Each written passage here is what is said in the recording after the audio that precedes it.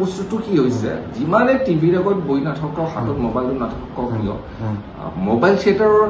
এটা যেতিয়া আমি 3 দিনীয়া কাৰ্যসূচীৰে এটা পাৰ্টিকুলাৰ জেগাত আমি শ্ব' কৰিব যাওঁ না that's comes to a festival atmosphere এটা ফেষ্টিভেল এটমস্ফিয়াৰলৈকে সেই গোটেই এৰিয়াটো আহি যায় 3 দিন এটা দুৰ্গা পূজাত যেনেকুৱা এটা ফেষ্টিভ এটা ফিল এটা আহে তেনেকুৱা এটা 3 দিনীয়া এটা কাৰ্যসূচী যিটো জেগাত যাওঁ তাত অলৰেডি মোৰ থিয়েটাৰ হওক বেলেগ থিয়েটাৰ হওক এটা অলৰেডি সেই হোৰ্ডিংছখনত সেই যিখন ফ্লেক্স দিয়া যায় তাত ডেট লিখা থাকে যে 19-20 ফৰ এক্সাম্পল 20-21-22 নৱেম্বৰ অমুক জেগাত আছে এই অমুক জেগাটো সেই পাৰ্টিকুলাৰ 3 দিনৰ চব তাৰ অডিয়েঞ্চখিনি তাৰ আশে পাশে অডিয়েঞ্চখিনি এটা